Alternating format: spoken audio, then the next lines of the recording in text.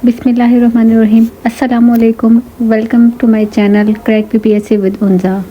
आज के लेक्चर में हम लोग जो एक्ट स्टार्ट करने वाले हैं वो है the Punjab prevention of hoarding act 2020, जो कि 2020 का 15वां एक्ट है।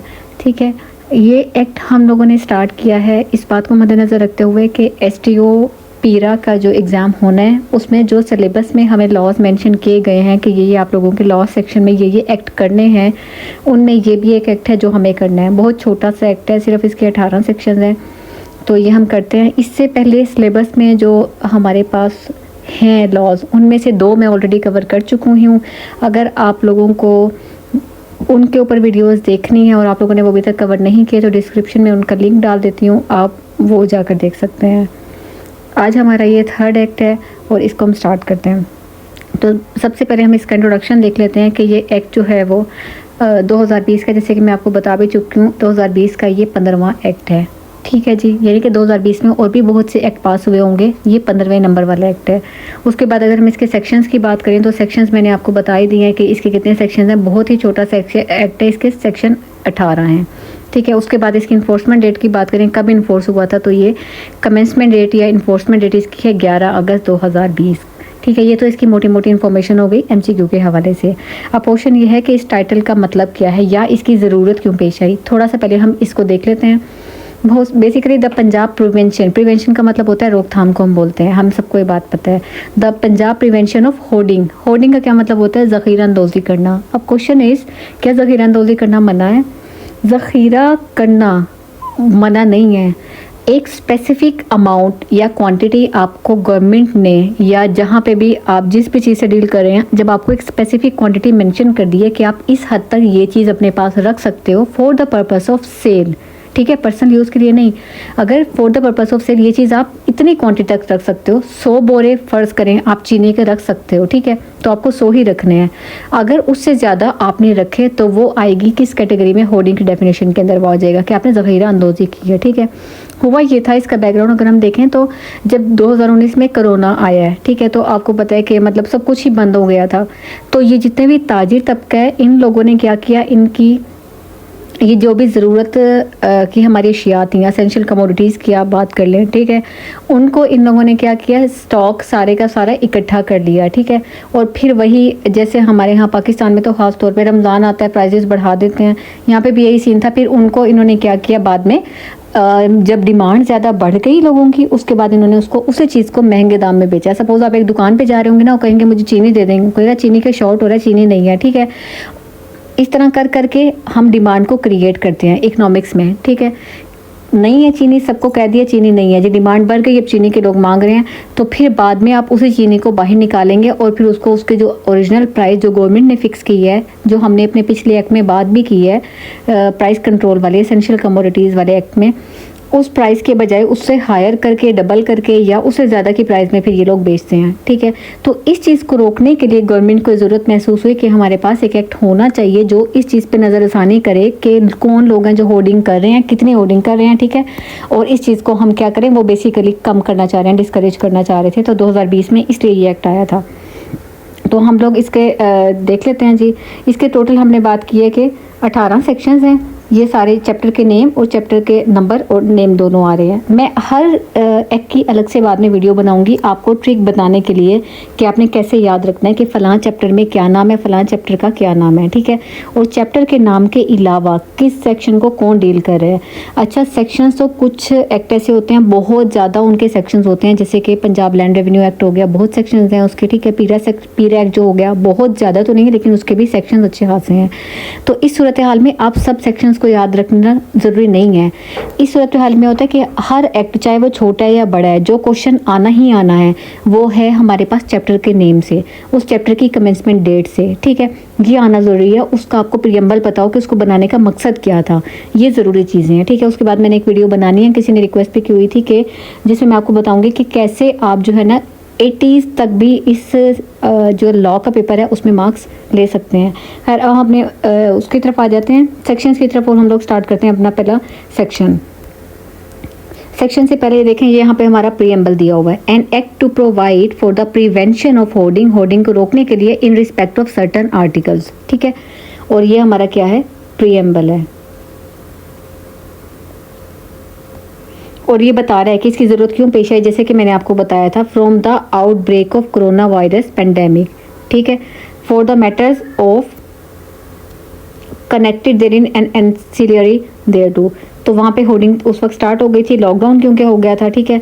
और ये बाद में मैंने आपको सारा सिलसिला बता दिया। हम असल अपने काम पे आते हैं। हमें बस इसका प्रियम्बल पता हो कि कब आया था। कोविड-19 इसका कॉन्टेक्स्ट है और 2020 में ही आया है।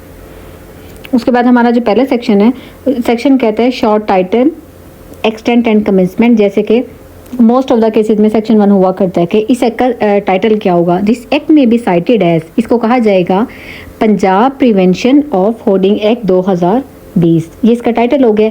एक्सटेंट कहाँ है, कहाँ तक है, इसका दायरे कार क्या होगा। ये सिर्फ अप्लाई होगा होल ऑफ पंजाब पर, ठीक है।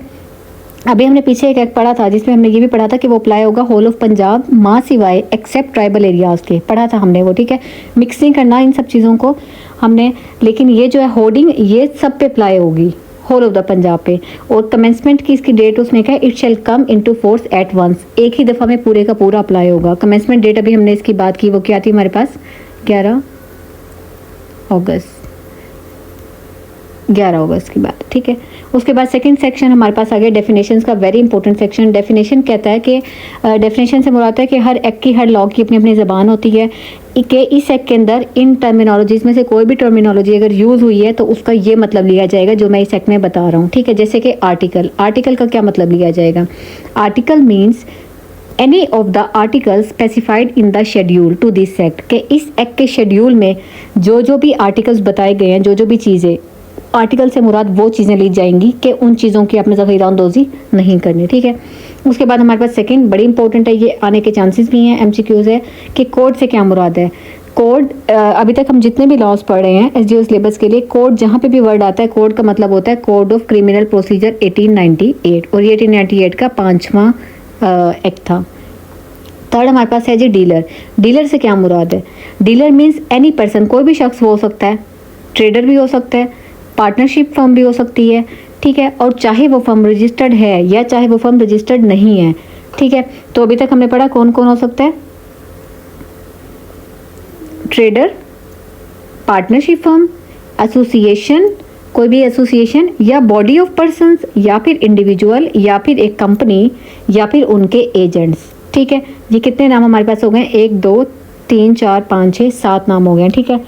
तो वो मैं आपको एक एक अंडरलाइन क्यों करवाया है। इस तरह का एक, जब एफपीआर का भी टेस्ट हुआ था उन्होंने एमसीक्यू दिया था कि हमारे पास जो पर्सन है ना, पर्सन की डेफिनेशन में कौन कौन आता है, वो सब लिख कर देगा, कोई एक एक्स्ट्रा दे देगा या कोई एक, ठीक है। तो आपको पता होना चाहिए, सेपरेटली इनके नाम पता होने चाहिए कि डीलर की कैटेगरी में ये पर्सनस आएंगे, ठीक है। चाहे वो कॉरपोरेशन है, चाहे वो बॉडी ऑफ पर्सनस हैं, ये तमाम लोग, उसने कहा इनमें से कोई भी carrying on the business of purchasing, इनमें से कोई भी जो हमने मेंशन किए हैं ऊपर, जो परचेजिंग का बिजनेस कर रहा है, कुछ ना कुछ खरीद रहा है या कुछ ना कुछ वो बेच रहा है, या वो किसी ना किसी आर्टिकल को स्टॉक कर रहा है, ठीक है।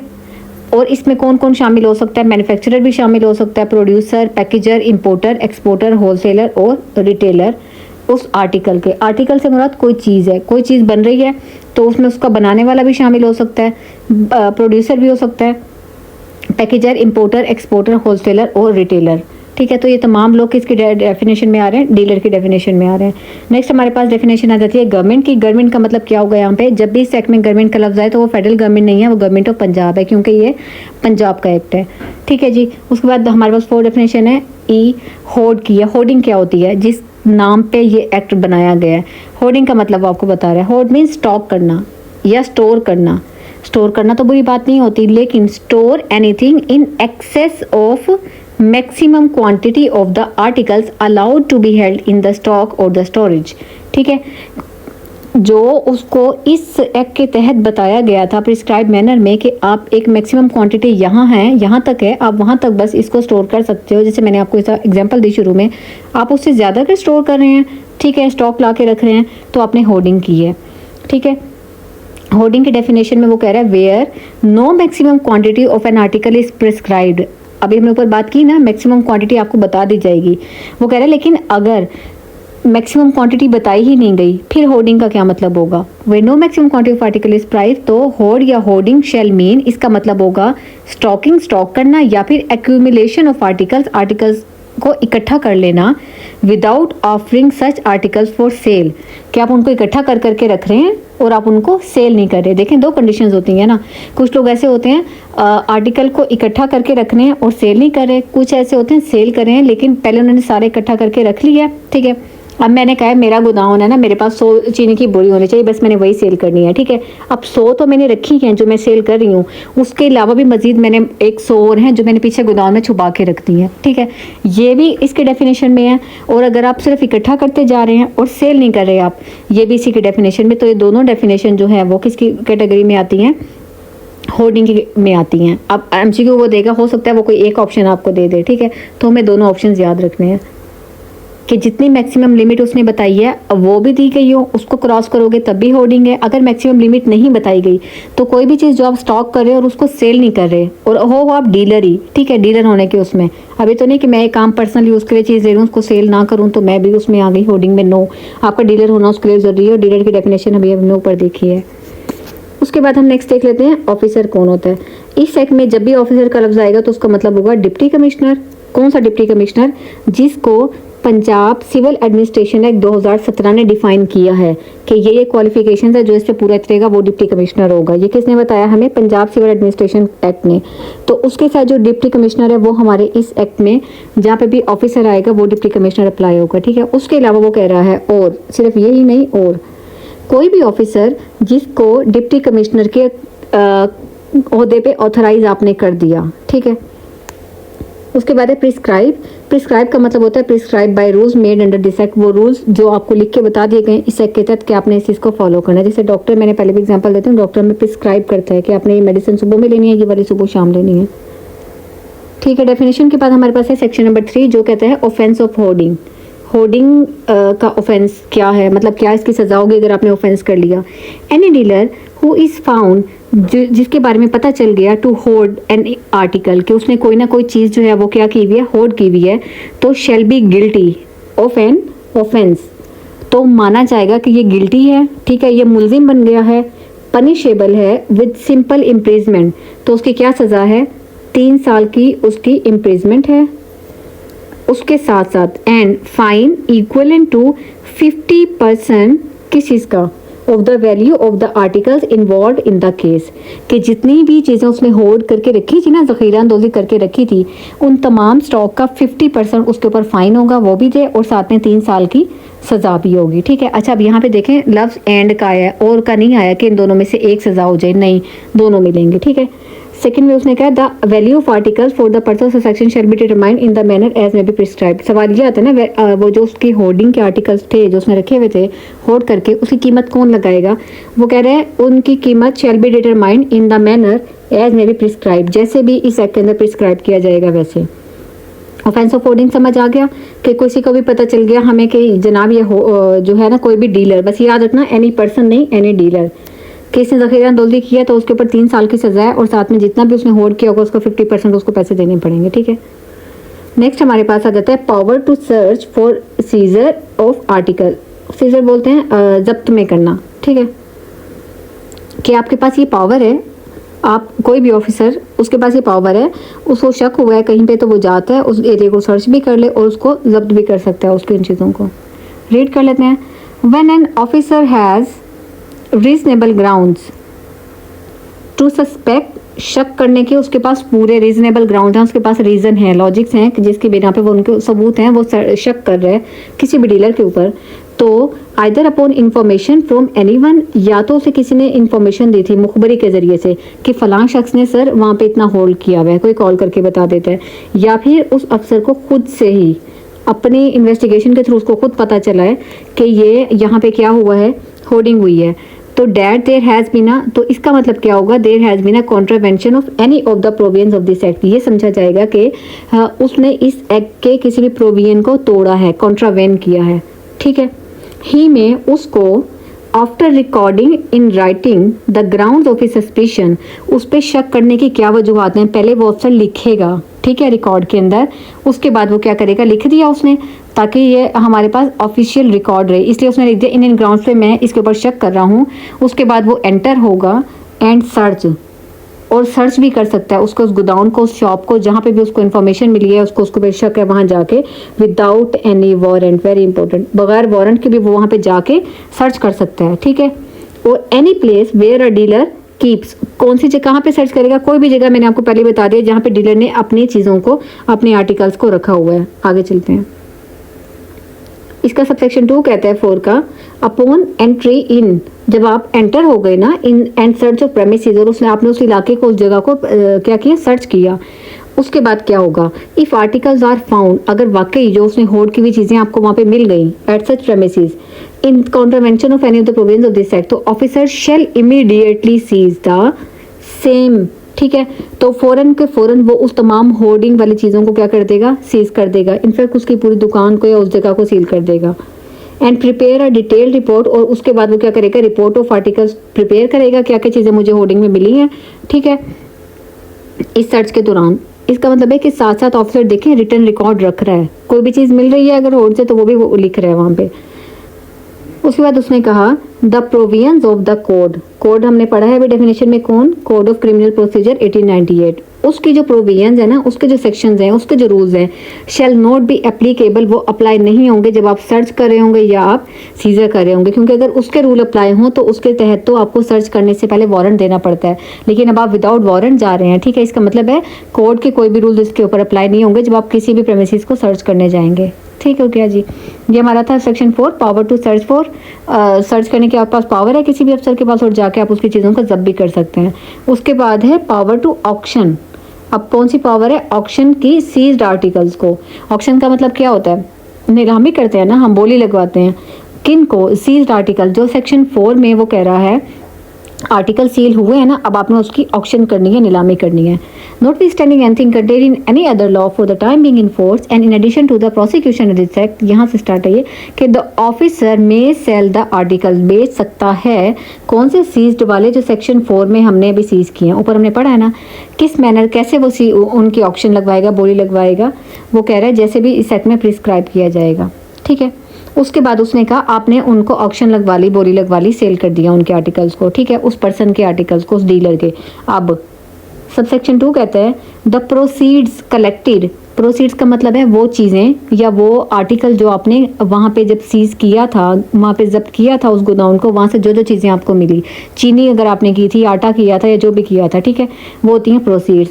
जो भी प्रोसीड्स आपने कलेक्ट की थी अंडर सबसेक्शन 1, वो आप कहाँ पे जमा कराओगे, फ़ौरन से एक प्रॉफिट बेयरिंग बैंक में आप जमा कराओगे।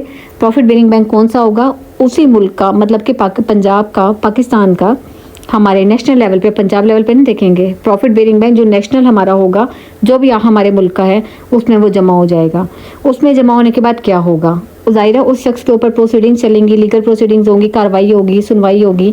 अगर तो उसके बाद वो जो शख्स था वो मुलजिम था, अभी वो मुजरिम नहीं बना, अभी तो कार्रवाई चलनी है ना, तो वो क्या है, मुलजिम है। मुलजिम और मुजरिम में फ़र्क है, मैं बार बार बताती हूँ। अगर वो एक्यूज पर्सन जिसके आर्टिकल्स आपने ऑक्शन किए थे इस एक्विटेड, अगर उसको क्या मिल गई है, अब रिहाई मिल गई है, बाजियाब हो गया वो ऑफेंस अपने ऑफेंस से, ठीक है, जो भी सेक्शन 3 में आपने उसके ऊपर ऑफेंस लगाया था, अब वो उससे बाजियाब हो गया है, तो हम तो उसके तमाम चीज़ों को सेल कर चुके हैं। अब फिर क्या करें, ऑफिसर तो सेल कर चुके हैं ना ऑक्शन के ज़रिए, तो फिर आपने डिपॉजिटेड अमाउंट, तो हम क्या करेंगे, along with the profit shall be released to the said accused, ठीक है। रिलीज का मतलब होता है छोड़ देना, जारी कर देना। तो जो हमने अमाउंट उधर डाली थी ना, नेशनल हमारा जो बैंक था, नेशनल बैंक पाकिस्तान का, अमाउंट प्रॉफिट के साथ वापस की वापस इस बंदे के अकाउंट में डाली जाएगी, इस डीलर के अकाउंट में, ठीक है, क्योंकि उसके ऊपर जुर्म तो साबित ही नहीं हुआ ना। एक मिनट जी। उसके बाद है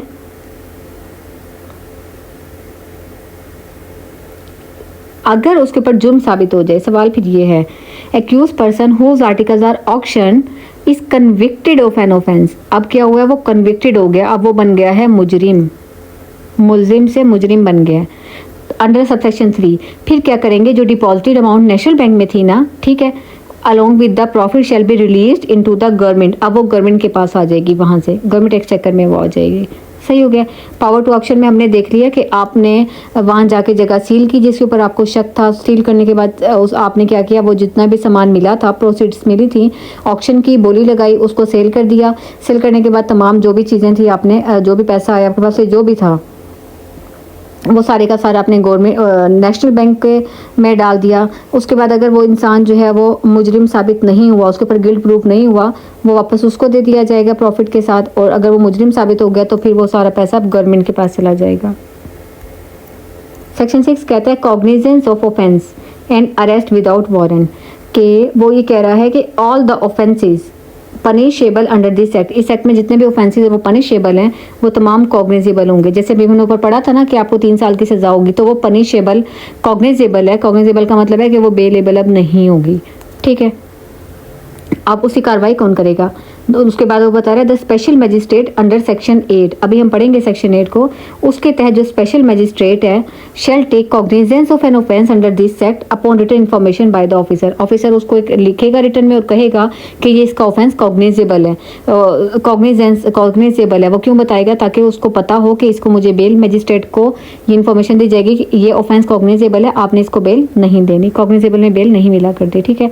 और सेक्शन 3 कह रहा है an officer may arrest any person, officer किसी भी शख्स को अरेस्ट कर सकता है विदाउट वारंट, बगैर वारंट के, ठीक है। Against whom there is credible information, जिसके अगेंस्ट हमारे पास इनफ इन्फॉर्मेशन, इनफ सबूत हैं कि इसने क्राइम किया होगा, तो ऑफिसर जाएगा उसको अरेस्ट कर लेगा, ज़रूरत नहीं है हमें वारंट की, ठीक है।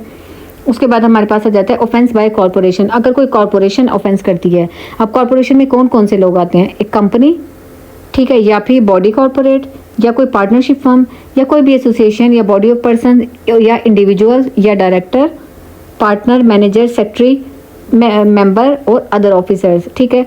द प्रिंसिपल, प्राइमरी और बेनिफिशियल ओनर, ठीक है, principal owner, primary owner, beneficial owner या फिर एजेंट्स, ये सारे वो कह रहा है अगर क्या होंगे, ये सारे कन्विक्टेड हो जाएं किसी भी जुर्म में कि इन लोगों ने इस एक्ट की किसी भी जो थी ना प्रोविजन उसको तोड़ा था, कॉन्ट्रावीन किया था, ठीक है, तो ये गिल्टी समझे जाएंगे।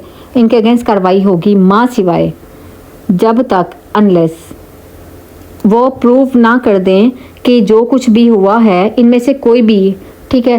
अब सपोज करें कि कंपनी है तो कंपनी प्रूव ना कर दें कि नहीं जी कंपनी का मैनेजर के ऊपर भी कंपनी है तो उसमें उसका मैनेजर भी शामिल होगा, जाहिर है, ये देखें उसके ऊपर भी नाम आएगा। वो कहेगा नहीं मैं ये प्रूव कर सकता हूँ कि ये जो कुछ भी हुआ है ये इलीगल एक्ट, ये मेरे इल्म में है ही नहीं, मैं इसमें इन्वॉल्व नहीं था। जब तक आप उसको प्रूव नहीं करोगे तब तक आप जो होगे वो क्या कहलाए जाओगे, गिल्टी कहलाए जाओगे, ठीक है। उसके बाद है पावर्स, सेक्शन 8 कहता है पावर्स टू ट्राई ऑफेंसेस समरली, ठीक है। अच्छा ये वर्ड समरी के जैसा है तो हमें लगता है कि यहाँ पे वो कोई समरी की बात हो रही है आम जबान में अगर हम पढ़ें तो, लेकिन लॉ के स्टूडेंट होने की वजह से, लॉ का स्टूडेंट ना भी आप हैं, लॉ भी आप पढ़ रहे हैं, ये वाला तो आपको पता होना चाहिए। जब लॉ में समरली की बात आ जाती है उसका मतलब होता है जल्दी, क्विकली, ठीक है, जल्दी। Power to try the offences similarly कि आपने ऑफेंसेस को करने में जल्दी नहीं करनी। इस ये लॉ, ये एक्ट ये कह रहा है कि आपने उन ऑफेंसेस को ख़त्म करने में, मतलब जल्दी जल्दी उनकी हेयरिंग करें, सुने और उसको जल्दी ख़त्म करें, ठीक है। Notwithstanding anything contained in section 260 of the code, offences punishable under this act, इस एक्ट के साथ जो भी ऑफेंसेस पनिशेबल हैं, सबसे पहले तो एमसीक्यू ये बनता है कि इसको ट्रायल कौन करेगा, कौन सुनवाई करेगा, स्पेशल मजिस्ट्रेट करेगा। सवाल ये आता है स्पेशल मजिस्ट्रेट कौन, हमने तो डेफिनेशन में भी नहीं पढ़ा। तो स्पेशल मजिस्ट्रेट वो जो कोड के तहत, कोड ऑफ क्रिमिनल प्रोसीजर का सेक्शन 14A है उसके तहत जिसको अपॉइंट किया गया है वो सुनेगा, ठीक है। मैं रीड भी कर देती हूँ। Offences punishable under this act shall be tried by a special magistrate जो कि appointed under the section 14A of the code, ठीक है, इन अ समरी मैनर। अब समरी मैनर का मतलब मैं अगेन बता रही हूँ, ये नहीं है समरी मैनर का मतलब क्या खुलासा करके, समरी मैनर का मतलब है जल्दी जल्दी, इन अ वे, क्विकली, ठीक है। और किन किन उसको फॉलो करेगा सेक्शंस को, वो सेक्शन 262, 262 से लेके 265 कोड के, क्योंकि जाहिर है जो स्पेशल मजिस्ट्रेट है इसको भी कोड ने अपॉइंट किया हुआ है ना, ये हमारे इस एक्ट का तो मजिस्ट्रेट है नहीं, तो इसलिए वो फैसला लेते हुए भी कौन से प्रोविजंस को देखेगा, कोड ऑफ क्रिमिनल प्रोसीजर के 262 से 265 तक के सेक्शंस को देखेगा, ठीक है। लेकिन उसमें उसने एक प्रोविजन लगा दी, प्रोवाइडेड डेट, मैंडेटरी प्रोविजन है। सब सेक्शन 2 जो है सेक्शन 262 का, वो इन ऑफेंसेस पे अप्लाई नहीं होगा, ठीक है। सबसेक्शन 2 262 का। और इन सब को देखो उन्होंने बता भी दिया, the trial under this act shall be concluded with in 30 days. 30 दिन के अंदर अंदर आपने क्या करना है, फैसला करना है। इसलिए इस सेक्शन का नाम भी यही था कि ऑफेंसेस को समरली आपने निपटाना है, जल्दी करनी है। उसके बाद है 8 के बाद है 9। अब मजिस्ट्रेट ने कोई फैसला किया होगा, ठीक है, आ गया। अब आपके पास अपील का हक, जो भी पर्सन एग्रीव्ड होगा, एग्रीव्ड का मतलब है जिसके ऊपर इल्ज़ाम लगाया गया है ऑफिसर की तरफ से, अगर वो एग्रीव्ड है, वो कह रहा है मैं आपके इस फैसले को नहीं मानता, ठीक है, तो वो क्या करेगा, मे फाइल एन अपील। किसको अपील देनी है, या तो डिस्ट्रिक्ट या फिर सेशन जज आपके डिस्ट्रिक्ट के, आपका डिस्ट्रिक्ट का जो भी डिस्ट्रिक्ट जज है या सेशन जज है उसके आगे आपने अपील करनी है 30 दिन के अंदर अंदर। कौन से 30 दिन के अंदर, कि जब आपका ऑर्डर आ गया कि फलां शख्स को 3 साल की सज़ा दो, आपने कहा नहीं मैं इस फैसले को नहीं मानता, मैंने कोई होर्डिंग नहीं की थी, तो आप उस फैसला आने के बाद 30 दिन के अंदर अंदर अपने डिस्ट्रिक्ट के डिस्ट्रिक्ट और सेशन जज को, डिस्ट्रिक्ट एंड सेशन जज को अपील कर सकते हो, ठीक है। उसके बाद उसने कहा कि वो जो जज होगा डिस्ट्रिक्ट एंड सेशन जज, सेक्शन 2 कह रहा है shall be disposed of with in 30 days. इस केस को जो सेक्शन 1 में हमने बात की उसको 30 दिन के अंदर डिस्पोज ऑफ करना है। डिस्पोज ऑफ का वैसे मतलब होता है ज़ाया कर देना, ख़त्म कर देना। डिस्पोज ऑफ का मतलब यहाँ पे ये हो रहा है निपटाना है, सॉल्व करना है आपने उस केस को, ठीक है। उसके बाद है जी section number 10, reward for the informers. Informers के लिए रिवॉर्ड क्या रखा गया है, any person who provides an information to an officer, किस बारे में इन्फॉर्मेशन दे रहा है वो, with regard to any act of hoarding, उसने बता दिया सर फलान जगह होर्डिंग हो रही है, जिससे which result in a conviction and release of funds into the government exchequer, और जिसके रिजल्ट में ये भी ज़रूरी है, वेरी इंपॉर्टेंट बात है ये। उसने कहा है कि अब किसी ने फ़र्ज़ करें मैंने किसी को जाके गवर्नमेंट के अफसर को जाके बताया, इन्फॉर्मेशन दी कि फ़लान जगह होर्डिंग हो रही है, उन्होंने वहाँ जाके देखा होर्डिंग हो रही है या नहीं, लेकिन उन्हें वहाँ से कोई सामान नहीं मिला, ठीक है। हो सकता है हो रही हो लेकिन उन लोगों को पता चल गया, ज़खीरा अंदोज़ों को, कि पुलिस तक खबर पहुंच गई है या ऑफिसर तक खबर पहुंच गई, उन्होंने वहाँ से चीज़ें हटा ली हों, जो भी मामला हो, बहरहाल जब अफसर वहाँ सर्च के लिए गया उससे वहाँ पे कोई आर्टिकल्स नहीं मिले, ठीक है। क्या उससे कोई भी फ़ायदा हुआ गवर्नमेंट का, नहीं हुआ। फ़ायदा तो गवर्नमेंट का तब होता है जब अफसर को वाकई वहाँ से कोई आर्टिकल्स मिल जाते और वो उनको अपने कब्जे में कर लेते, उसके बाद वो उसका ऑक्शन करते, जैसे हमने पढ़ा है बोली लगाते, और फिर वो तमाम की तमाम चीज़ें जो आपने कब्जे में की थी वो किसके पास जाती, गवर्नमेंट के पास जाती, तभी कोई फ़ायदा हो रहा होता ना। तो अगर ऐसी इन्फॉर्मेशन जिससे कोई फ़ायदा ही नहीं हुआ, उसने कहा which results in a conviction and release of funds, कोई फ़ायदा हो, तब तो उस पर्सन को जिसने इन्फॉर्मेशन दी है तो उसे क्या होगा, एंटाइटल टू एन अवार्ड, फिर वो हकदार होगा किसी भी अवार्ड का, ठीक है। कितना, equivalent to 10% of the amount release to the government exchequer, के जितने भी अमाउंट उधर से मिली है ना, ज़खीरा जो की हुई थी चीज़ें वहाँ से जो हम लोगों ने ली हैं अफसर ने, उनका 10% इस पर्सन को मिलेगा, ठीक है। बेसिकली जो खबर देते हैं वैसे उसको विसल ब्लोअर कहा जाता है, इस एक्ट में उन्होंने इसको रिवॉर्ड फॉर इन्फॉर्मर ही कहा है। उसके बाद है section 11, information and declaration. Every dealer shall provide to concern, मैं पहले ऐसे बताती हूँ, उसने कहा कि इस सेक्शन के अंदर ये बात की गई है कि जब भी किसी डीलर से कहा जाएगा ना कि अफसर के तहत, अफसर ने कहा है कि फलां डीलर को कि मुझे अपनी इन्फॉर्मेशन ला के दो कि आप क्या क्या चीज़ें बना रहे हो, अपनी प्रोडक्शन की मुझे इन्फॉर्मेशन दो, अपनी सेल की मुझे इन्फॉर्मेशन दो, अपनी मुझे बुक्स ऑफ अकाउंट चेक करवाओ एनुअली, ठीक है। जो जो भी वो मांगेगा डीलर इज़ बाउंड, ठीक है, to comply with the orders of the officer, उसको वो सब चीज़ें देनी पड़ेंगी, वो कुछ भी मांग सकता है। अब हम इसको रीड भी कर लेते हैं। उसने कहा है एवरी डीलर, ये देखें लफ्ज़ क्या है हमारे पास, डीलर का। Every dealer shall provide to the concern officer, concern officer का मतलब है जिस ऑफिसर ने ये ऑर्डर दिया है उसको, सच इन्फॉर्मेशन रिगार्डिंग, किस किस के बारे में इन्फॉर्मेशन देगा वो, प्रोडक्शन, अगर कोई इंपोर्ट कर रहा है उसके बारे में, export, purchase, stock, sale, distribution of any of the articles, ठीक है। जो भी ऑफिसर ने, वो कह रहा है as the officer may by an order in writing require, written order होना चाहिए, यहाँ पे ये बात जरूरी है। रिटर्न ऑर्डर में ऑफिसर ने जो भी कहा कि मुझे चीज़ ला के दो, उसको ला के देनी होगी। सेकेंड में उसने कहा है ऑफिसर में डायरेक्ट, डायरेक्ट का मतलब होता है हुक्म देना यहाँ पे, ठीक है। ऑफिसर हुक्म दे सकता है द ऑनर, ऑनर को या फिर मैन्युफैक्चरर को ऑफ आर्टिकल, किसी भी चीज़ के, या फिर owner and management of godowns, उनको भी कह सकता है, या फिर स्टोरेज प्लेसेस और देयर एजेंट्स क्या करें वो, to declare the stock of any particular item, कि कोई पर्टिकुलर आइटम में सपोज आटा है, उसका स्टॉक डिक्लेयर करें कि हमारे पास ये स्टॉक है जो हम बेच रहे हैं, ठीक है, इसके अलावा कुछ नहीं है, ताकि कल को ऑफिसर अगर आके रेड करे भी और चेक करे भी तो उसे उतना ही स्टॉक मिले जितना उन्होंने लिखा हुआ था, उसके अलावा कुछ ना मिले। तो ऑफिसर उनको हुक्म दे सकता है कि अपने स्टॉक को डिक्लेयर कर दो कि मेरे पास टोटल ये है, मेरे पास टोटल ये 7 जाते हैं मेरे, जैसे हम लोगों से FBR कहते हैं, ठीक है। तो आपके पास कितना स्टॉक है आप उसको डिक्लेयर करें, कितना आप ओन कर रहे हैं, आपके नाम पे कितना है उसको डिक्लेयर करें, आप कितना मैनेज कर रहे हैं अपने इस इलाके में, अपने प्रेमिसेस में, ठीक है। हो सकता है मेरा एक गोडाउन यहाँ पे हो, ठीक है, और हो सकता है मेरा एक गोडाउन जो है वो कोई 25 किलोमीटर बाद हो, ठीक है। जितने भी आप मैनेज कर रहे हैं ना अपनी चीज़ों को, आर्टिकल्स को, जिन जिन प्रेमिसेस में, वो सब आपने डिक्लेयर करने हैं। तो ये कौन कह सकता है, ऑफिसर कह सकता है।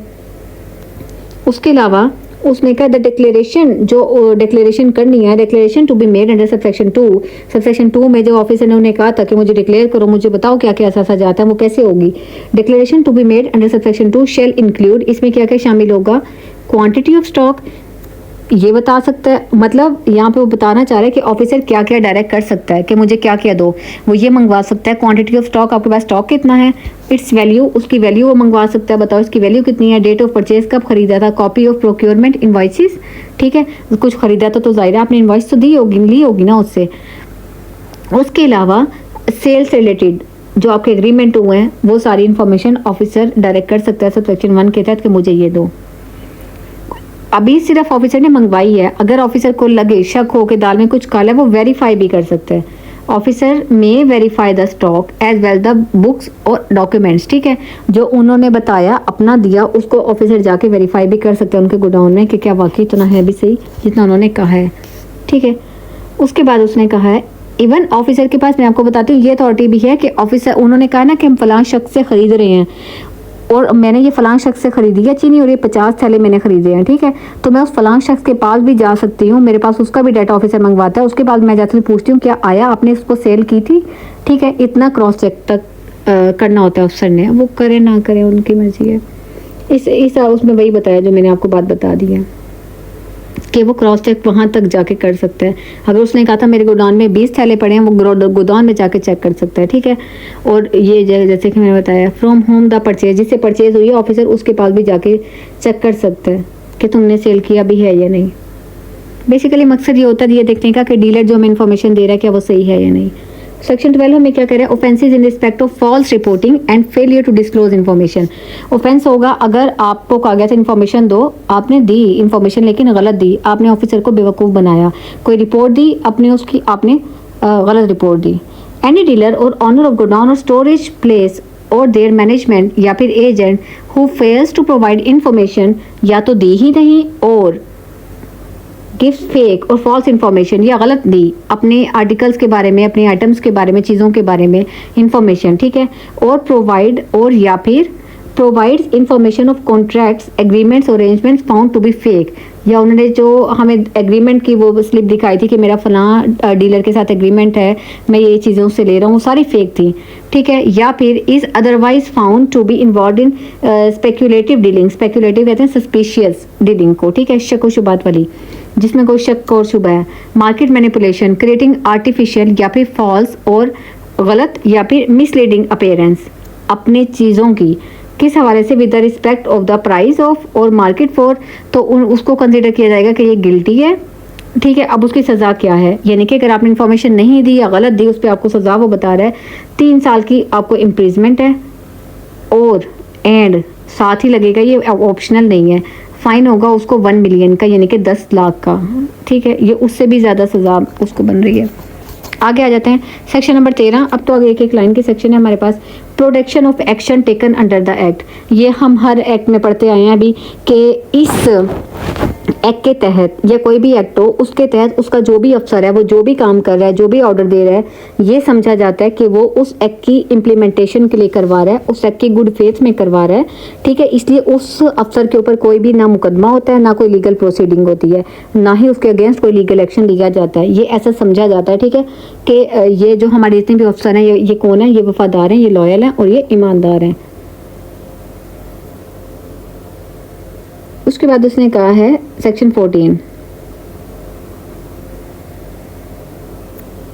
Action in aid of an officer, in giving effect to the provisions of this act an officer where he deems fit may seek the aid of law enforcement agencies. ठीक है, एड होता है मदद लेना, action in aid of an officer, के अफसर को जब भी लगे कि मुझे फर्ज करें पीरा का अफसर है, उसको लगे कि मुझे जो है ना वो पुलिस से, लॉ इन्फोर्समेंट एजेंसी है ना वो भी, इस मामले में यहाँ पे ये चीज़ें, ये डॉक्यूमेंट रिक्वायर है या ये मदद रिक्वायर है, तो वो उनसे ले सकता है। यहाँ पे बेसिकली दायरा कार बड़ा कर दिया गया है कि ये जो एजेंसीज है ना ये आपस में, मतलब जैसे ये एक्ट हम पढ़े, होर्डिंग एक्ट है, इसका स्कोप बढ़ा दिया गया कि ये जो है ये बाकियों के साथ आपस में लिंक कर रहे हैं, इंटरलिंक्ड हैं। ठीक है, आपस में एक दूसरे की मदद कर सकते हैं।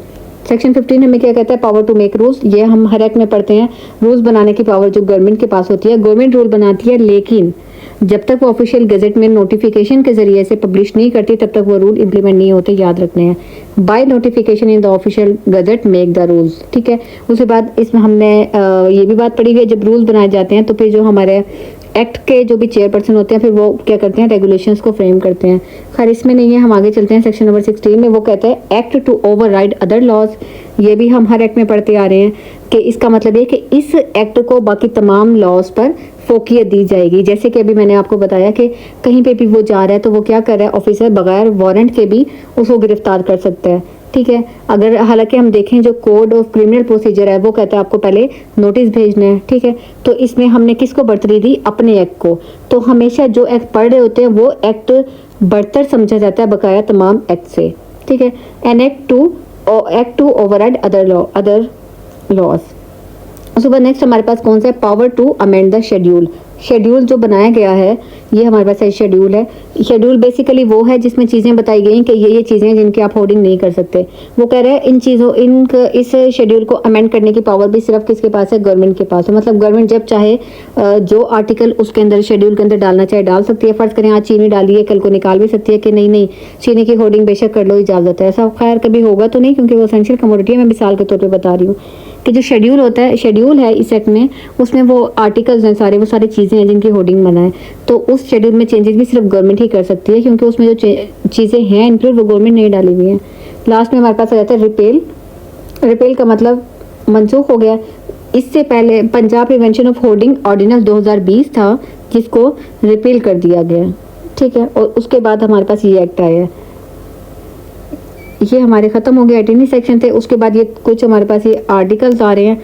ये वो चीज़ें देखें 41 है टोटल ये। ठीक है, जिनकी होर्डिंग मना है। एक ही शेड्यूल है इस एक्ट का, 18 इसके सेक्शन से हमने पढ़ ली हैं और चैप्टर इसका कोई भी नहीं है, सिर्फ सेक्शन थे। कोशिश तो की है अच्छे से समझाने की। अगर वीडियो पसंद आई है तो शेयर ज़रूर कीजिएगा दूसरों के साथ और चैनल को सब्सक्राइब कर लीजिएगा, लाइक कर दीजिएगा। मिलते हैं इंशाल्लाह अगले एक्ट में, तब तक के लिए इजाज़त दें। अल्लाह हाफिज़।